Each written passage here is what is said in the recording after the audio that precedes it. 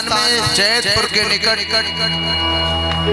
एक देवयानी नाम का गांव है, जहां महाराज बृहस्पति की राजधानी है। शुक्राचार्य ब्राह्मण वहां पुरोहिती के रूप में रहते हैं। दोनों की एक एक लड़कियां हैं। एक दिन गर्मी का जिस समय दिन पाया तो वो लड़कियां स्नान करने के लिए चली।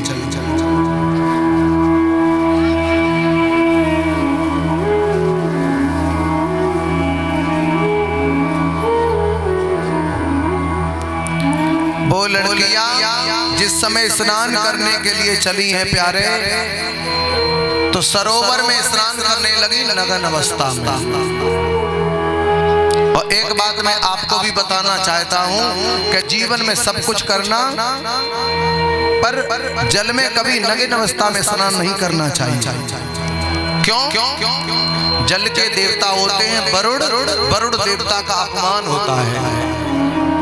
और जल का तो प्रयोग करने का कई एक तरीके का नियम है, वो हम लोग कर नहीं पाते हैं। कभी भी स्नान बनाओ तो जल को सबसे पहले पैरों पे नहीं डालना चाहिए।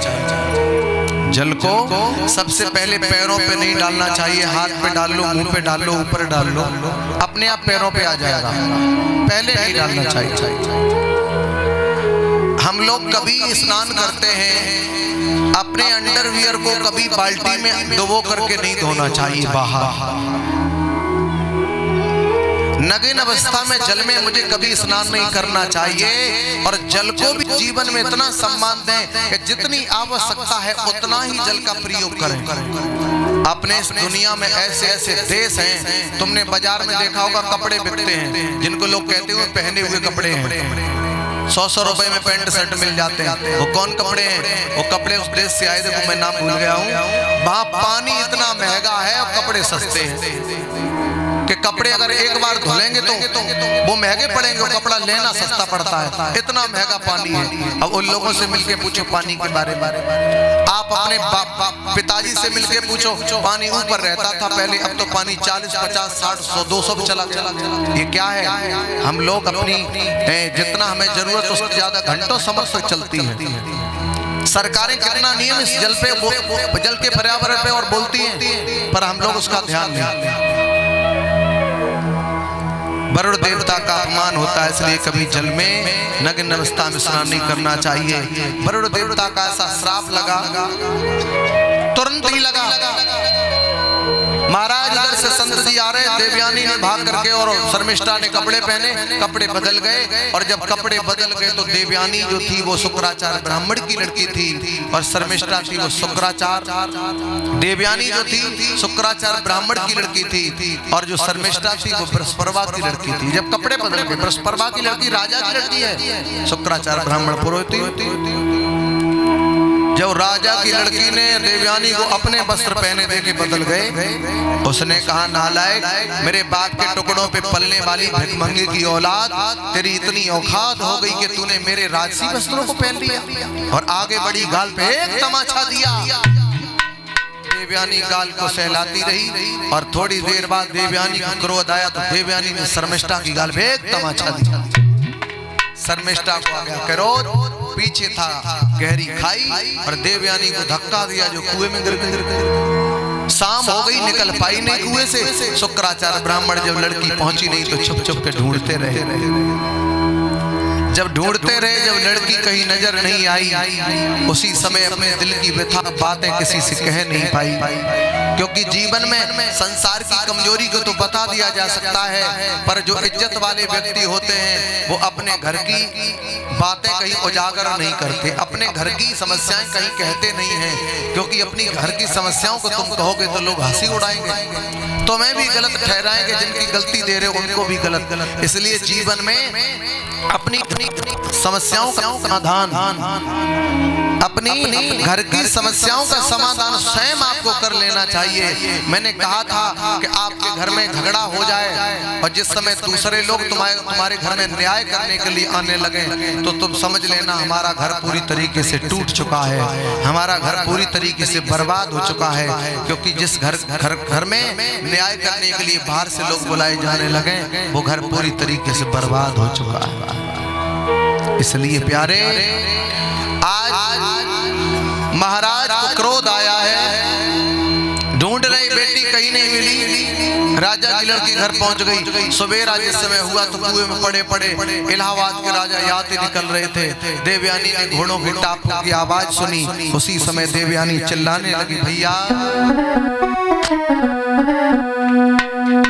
हरे घोड़ा वाले ज्वाला करो की जई हो, मैं तो तेरे रही हूँ घोड़ा वाले ज्वाला रुक जई हो, मैं तो तेरे रही हूँ घोड़ा वाले ज्वाला रुक जई हो, मैं तो तेरे संग की सहेली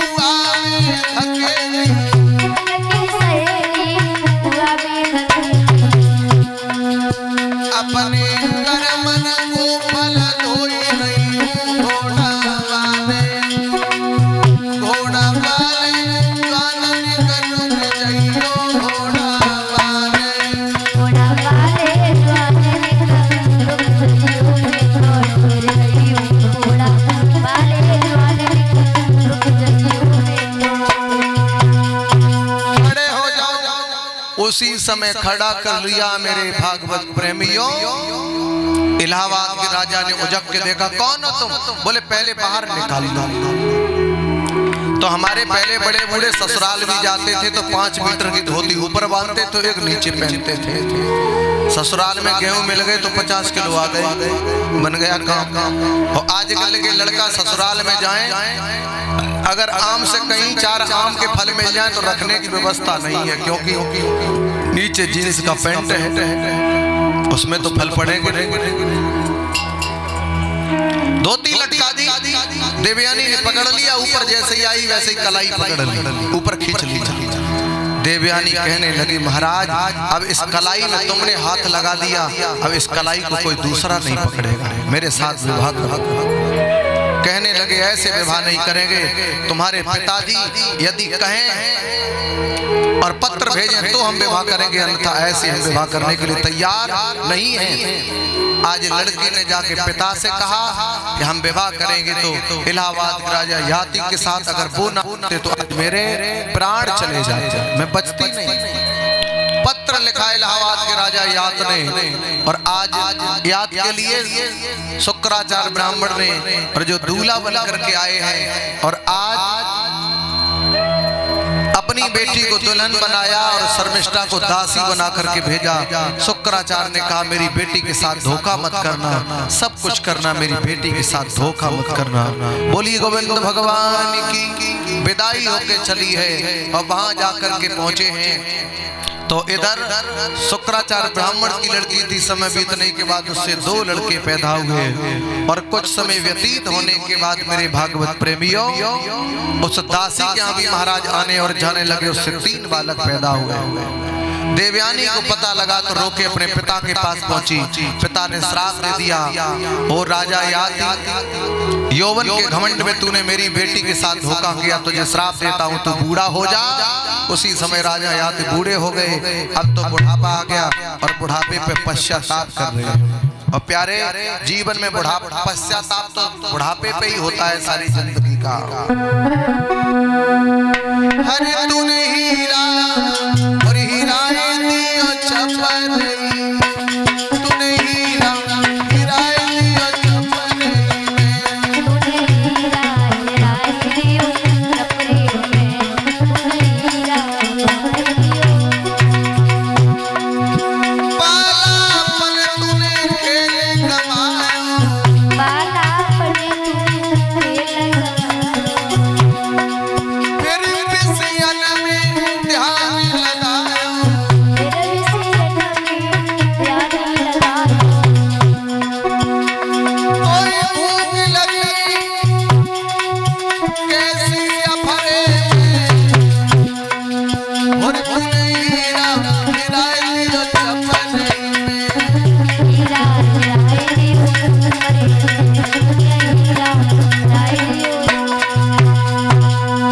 बुढ़ापे पे पश्चाताप किया।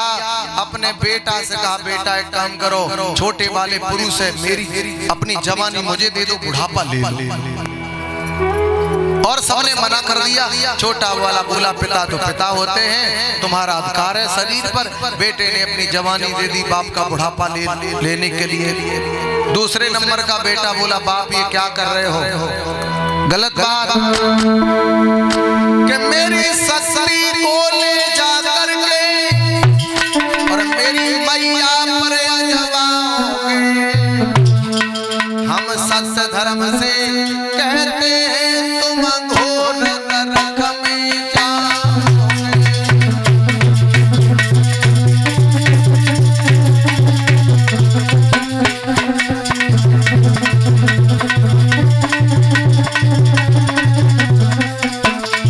और मेरे बाप वन में जाकर तुम भजन करो,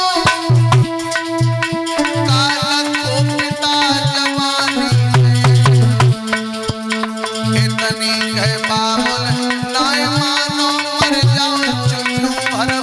पानी में। पिताजी अगर मेरी शक्ति को ले जा करके मां फरसवाओगे तो पिता घोर नरक में जाओगे। इसलिए बाबुल वन में जाकर तुम भजन करो, का रखो पिता जवानी में। इतनी कह बाबुल नाय मानो मर जाओ चुल्लू भर पानी में। अब जीवन में पश्चाताप होता है जब चिड़िया खेती चुन जाती है उसके बाद।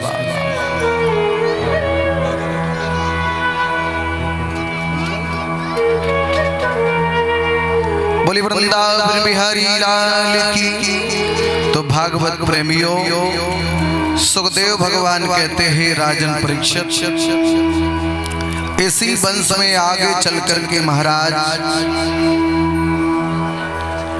इसी वंश में अंधक हुए हैं और अंधक के पुत्र कुकुर हुए हैं और कुकुर के पुत्र धृष्ट हुए हैं और धृष्ट के पुत्र कपोत रोमा हुए हैं। कपोत रोमा के पुत्र बिलोमा हुए हैं और बिलोमा के पुत्र अनु हुए हैं और अनु के पुत्र आनक धुंदक हुए हैं। आनक धुंदक के पुत्र अवजित हुए हैं और अवजित के पुत्र पुनर्वसु हुए हैं और पुनर्वसु के पुत्र आहुक हुए हैं और आहुक के पुत्र आगे चल करके महाराज उग्रसेन हुए हैं जो ये मथुरा के राजा थे।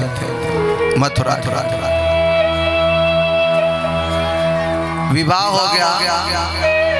बहुत सुंदर पत्नी थी जिस पत्नी का नाम था पवन रेखा। बड़ी पति की सेवा करती थी। बड़ी पति की सेवा करने के बाद भी जीवन का फल प्राप्त नहीं हुआ है। और हम लोगों के सारे जीवन का फल हम लोग क्या समझते हैं मालूम है? बालापन से बड़े हुए, पढ़े, नौकरी मिली, विवाह हो गया, अभी शांति नहीं है। शांति कब है? जब लड़का पैदा हो जाए तब। लड़की हो गई तब भी नानी मर गई। लड़का ना हो तब तक क्यों? जो सेवा हमें लड़का से मिलती वो लड़की से मिलती नहीं है। क्योंकि कई एक लड़कों ने बाप पे जूता बजाया है पर लड़कियों ने नहीं बजाया। तो हमें जूता बजाने वाला जब तक ना मिले तब तक तसल्ली नहीं मिलती है। गाली देने वाला ना मिले तब तक तसल्ली नहीं मिलती है। लड़कियां ना गाली देती ना मार पाती। विचार करो आज की जगह पर कहां लड़कियां नहीं है। मुख्यमंत्री तक तुम्हारी लड़कियां बन चुकी हैं। ट्रेन तुम्हारी लड़कियां चला रही हैं। जहाज तुम्हारी लड़कियां चला रही हैं। फौज तुम्हारी लड़कियां चला रही हैं। पुलिस तुम्हारी लड़कियां चला रही हैं। कहां लड़कियां नहीं है? फिर क्यों लड़कों की चेष्टा करके तुम और पति पत्नी दोनों प्राणी दुखी रहते हो? क्या तुम मरने के बाद भी लड़कों को देखने आओगे, संभालने आओगे? याद रखना, लड़कों से लड़कियां कई जगह पर ठीक है। तुलसीदास ने रामचरितमानस में लिखा है, बहुत अच्छी चौपाई लिखी है। लड़कों से बड़ा दुनिया में कोई दुश्मन नहीं होता है। औलाद से बढ़ के दुनिया में कोई शत्रु नहीं होता है। सबसे बड़ी शत्रु है तो अपनी औलाद है। गांव का कोई गाली दे कोई दिक्कत नहीं, क्षेत्र का तुम्हें गाली दे कोई दिक्कत नहीं, गांव वालों से खूब लड़ाई हो कोई दिक्कत नहीं, यानी कोई दाग नहीं लगेगा। और तुम्हारी संतान जिस पे भरोसा, जिन्हें तुमने दूध पिला पिला के पाला, तुम गीले में सोई उनको सूखे में सुलाया, तुमने कपड़े नहीं पहने उनको पहनाया, चीज रखी है मन तुम्हारा भी है, औलाद को दे दी, मन मारा, वही औलाद तुम्हें वो तुम्हें बदनाम करती है, समाज में मुंह दिखाने लायक नहीं छोड़ती है। लड़की घर से भाग जाए तो समाज में मुंह दिखाने लायक रहे, ये दर्द किसने दिया? जिसको तुमने